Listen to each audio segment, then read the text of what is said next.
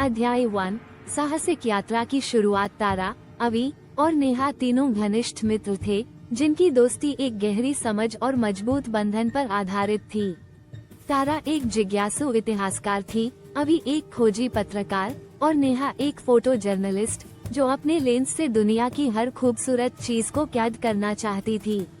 तीनों में एक चीज समान थी, रोमांच का पागलपन। यह पागलपन ही था जिसने उन्हें एक साथ इस साहसिक यात्रा पर भेजा था। उनके हाथ में एक पुराना नक्शा था, जो कथित तौर पर एक खोए हुए प्राचीन शहर की ओर इशारा करता था। ये शहर घने जंगलों के भीतर कहीं छिपा हुआ था और इसके बारे में कहा जाता था कि वहाँ कई रहस्य और खजाने दफन हैं। तारा ने उन्हें ये यात्रा करने के लिए मनाया था। उसने पुराने ग्रंथों और किताबों में इस खोए हुए शहर के बारे में कई बातें पढ़ी थीं। अवि ने हंसी में कहा, तुम्हारे इतिहास के ग्रंथ हमें इस बार कहीं मरे हुए न छोड़ दें। नेहा ने चुटकी ली, हाँ, और अगर हम बच गए तो मैं इस जंगल की तस्वीरें बेचकर अपना अगला ट्रिप फ्री कर लूंगी। तारा ने दोनों को गंभीर होकर देखा। ये मजाक करने का वक्त नहीं है। अगर हमें वह खोया हुआ शहर मिल गया तो ये हमारे जीवन की सबसे बड़ी खोज होगी। सही कहा, अवि ने नक्शा तारा के हाथ से लेते हुए कहा, लेकिन हमें पहले वह शहर ढूंढना होगा। तीनों ने अपने बैग पैक किए और अगले दिन सूरज उगने से पहले अपनी यात्रा शुरू की। जंगल की ओर कदम बढ़ाते हुए उनके दिलों में रोमांच और नई उम्मीदों का संचार था। अध्याय 2। जंगल का रहस्य। जंगल में प्रवेश करते ही उन्हें महसूस हुआ कि यह यात्रा उनकी सोच से कहीं ज्यादा कठिन होने वाली थी। घने पेड़, झाड़ियाँ और लहराते पत्तों के बीच में से रास्ता खोजना बेहद मुश्किल था। हर कदम पर उन्हें एक अनजानी आशंका महसूस हो रही थी, मानो जंगल के भीतर कुछ छिपा हुआ हो, जो हर समय उन्हें देख रहा हो। तारा नक्शे की तरफ देखते हुए बोली, हमें पश्चिम की ओर बढ़ना होगा।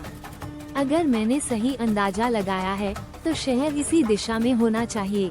अवि, जो रास्ते में चलते चलते हर चीज का मजाक बना रहा था, बोला, क्या तुम्हें वाकई लगता है कि ये पुराना कागज हमें उस खजाने तक ले जाएगा? नेहा ने हंसते हुए कहा, कम से कम हमें इस सफर का मजा लेना चाहिए, चाहे खजाना मिले या न मिले। रास्ते में तारा और अवि की नोकझोंक चलती रही। तारा के लिए ये सफर एक मिशन था, जबकि अवि इसे एक रोमांचक मस्ती का मौका मानता था। नेहा हमेशा बीच बचाव करने की कोशिश करती, लेकिन उनकी तकरार देखकर उसे भी मजा आता। एक बार तारा जब नक्शा देख रही थी, अवि उसके पास आकर बोला, तुम इतनी गंभीर क्यों हो? थोड़ा मजा लो। तारा ने उसे घूरते हुए कहा, अगर तुम थोड़ा और जिम्मेदारी से काम करते तो हम शायद अब तक आधा रास्ता तय कर चुके होते। अवि ने मुस्कुराते हुए कहा, शायद यही तुम्हारा तरीका है मुझे कंट्रोल में रखने का। नेहा ने पीछे से हंसते हुए कहा, तुम दोनों के बीच ये रोमांटिक ड्रामा देखने में मजा आ रहा है, लेकिन हमें रास्ते पर ध्यान देना चाहिए। अध्याय 3। पहला संकट। पुराना जाल। रास्ते में तीनों ने एक प्राचीन संरचना देखी। ये किसी प्राचीन सभ्यता के अवशेष थे, जिन पर समय ने अपनी छाप छोड़ी थी। तारा ने गंभीर होते हुए कहा, यहाँ से हमें और सतर्क रहना होगा। प्राचीन जाल और खतरे यहाँ हर जगह हो सकते हैं। अवि, जो हमेशा मजाक करने के मूड में रहता था, बोला, जाल? इतने पुराने? मुझे नहीं लगता कि वे अब काम कर रहे होंगे। अवि की बात खत्म होते ही उसका पैर अचानक एक दबे हुए पत्थर पर पड़ा और तारा की चेतावनी सही साबित हुई। अचानक से चारों ओर जाल सक्रिय हो गए। पत्थरों की बारिश और धातु की छड़ें आसमान से गिरने लगीं। तारा ने तेजी से अवि को खींचकर एक सुरक्षित जगह पर खड़ा किया और बोली, तुम्हारी लापरवाही हमें हमेशा संकट में डाल देती है। अवि ने मुस्कुराते हुए कहा, शायद यही तुम्हें मुझे बचाने का मौका देता है। तारा ने गुस्से में जवाब दिया, तुम्हें खुद भी बचने की आदत डालनी चाहिए। नेहा, जो अब तक चुपचाप खड़ी यह सब देख रही थी, ने हंसते हुए कहा, तुम दोनों की ये खट्टी मीठी नोकझोंक कभी खत्म नहीं होगी, है ना? अध्याय 4।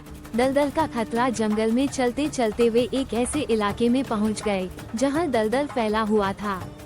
तारा ने नक्शे की तरफ देखा और बोली, हमें इस दलदल को पार करना होगा, लेकिन बेहद सावधानी से। नेहा ने जैसे ही पहला कदम रखा, उसका पैर अंदर धंसने लगा। उसने चिल्लाते हुए कहा, मुझे बाहर निकालो। मैं फंस गई हूँ। तारा और अवी तुरंत दौड़कर नेहा के पास पहुँचे। अवी ने अपनी जेब से रस्सी निकाली और नेहा की ओर फेंकी। नेहा ने रस्सी को कसकर पकड़ लिया और बोली, जल्दी खींचो। तारा और अवी ने मिलकर नेहा को धीरे धीरे बाहर खींचा। नेहा ने बाहर आते ही गहरी सांस ली और कहा, अब तो मैं इस सफर को कभी नहीं भूलूंगी। अवी ने मजाक में कहा, हो सकता है अगली बार तुम्हें फिर से किसी और संकट में फंसने का मौका मिले। नेहा ने हंसते हुए कहा, शायद, लेकिन अगली बार मैं खुद को बचाने के लिए तुम्हारी मदद नहीं लूंगी। तीनों ने हंसी मजाक के बीच अपनी यात्रा जारी रखी, लेकिन इस बार वे और ज्यादा सतर्क थे। अध्याय 5, प्रेम और तकरार। जैसे जैसे यात्रा आगे बढ़ती गई, तारा और अवी के बीच का रिश्ता और गहरा होता जा रहा था। उनके बीच एक अनकही भावनात्मक खिंचाव था, जिसे वे खुद भी नजरअंदाज नहीं कर पा रहे थे। तारा ने एक दिन अवी से कहा, तुम हमेशा इतनी लापरवाही क्यों करते हो? अवी ने मुस्कुराते हुए जवाब दिया, शायद तुम्हारी चिंता मुझे अच्छी लगती है। तारा ने हल्के गुस्से में कहा, तुम्हारी यह बेतुकी बातें हमें कहीं और मुसीबत में न डाल दें। नेहा ने पीछे से हंसते हुए कहा, तुम दोनों के बीच क्या चल रहा है? यह अब सिर्फ एक मजाक तो नहीं है। तारा और अवी ने एक दूसरे को देखा और मुस्कुराए। वे दोनों जानते थे कि उनके बीच कुछ खास था, लेकिन अभी उसे कहने का समय नहीं आया था। अध्याय 6, जंगली जानवरों का सामना। जंगल की यात्रा के दौरान एक शाम जब तीनों आगे बढ़ रहे थे, तभी अचानक से एक विशाल जंगली जानवर ने उन पर हमला कर दिया। यह एक बड़ा जंगली बाघ था, जो अचानक उनके सामने आ गया। तारा ने सबसे पहले स्थिति को भांपा और चिल्लाई, सावधान, पीछे हटो। अवी ने जल्दी से एक बड़ा पत्थर उठाया और उसे बाघ की ओर फेंका, जिससे बाघ थोड़ा पीछे हटा। लेकिन इससे बाघ और ज्यादा क्रोधित हो गया और वह तेजी से उनकी ओर बढ़ने लगा। नेहा, जो अब तक डर से कांप रही थी, बोली, हम यहाँ से जिंदा नहीं बच पाएंगे। तारा ने तेजी से सोचा और पास के एक पेड़ की ओर इशारा करते हुए कहा, जल्दी उस पेड़ पर चढ़ो, बाघ यहाँ तक नहीं पहुँच पाएगा। तीनों ने जल्दी से पेड़ पर चढ़ने की कोशिश की, लेकिन बाघ उनके नजदीक पहुँचता जा रहा था। अवी, जो सबसे पीछे था, तारा और नेहा को पहले चढ़ने का मौका देने के लिए पीछे रह गया। तुम दोनों पहले जाओ, अवी ने चिल्लाते हुए कहा। तारा ने जल्दी से पेड़ की ऊंची शाखा पर चढ़ते हुए कहा, जल्दी आओ अवी, और बहादुरी दिखाने की कोशिश मत करो। अवी आखिरकार पेड़ पर चढ़ गया और बाघ उनकी ओर देखने के बाद धीरे धीरे वहां से दूर चला गया। अध्याय 7, खोया हुआ शहर। कई दिनों की कठिन यात्रा और संघर्ष के बाद आखिरकार वे उस खोए हुए शहर के पास पहुंच गए, जिसका तारा को वर्षों से इंतजार था। शहर के अवशेष पुराने और रहस्यमयी थे। जगह जगह बड़े बड़े पत्थर, टूटी फूटी मूर्तियां और प्राचीन भवनों के अवशेष फैले हुए थे। तारा की आंखों में एक अजीब सी चमक थी। यह वही है, तारा ने कहा, मैंने इस शहर के बारे में किताबों में पढ़ा था। ये खोया हुआ शहर है। अवी और नेहा दोनों भी इस अद्भुत दृश्य को देखकर मंत्रमुग्ध हो गए थे। तो ये सफर बेकार नहीं गया, अवी ने मुस्कुराते हुए कहा, हमने वह ढूंढ लिया जो हम चाहते थे। नेहा ने अपने कैमरे से इस रहस्यमयी शहर की तस्वीरें खींची और तारा ने अपने मन में उस पल की गहराई को महसूस किया। अध्याय 8, प्रेम की खोज। इस यात्रा के अंत में अवी और तारा को एहसास हुआ कि उनके बीच सिर्फ दोस्ती नहीं, बल्कि कुछ और भी था। तारा ने एक रात अवी से कहा, तुम्हारे बिना शायद मैं ये यात्रा नहीं कर पाती। अवी ने मुस्कुराते हुए कहा, शायद, लेकिन तुम्हारे बिना ये यात्रा रोमांचक नहीं होती।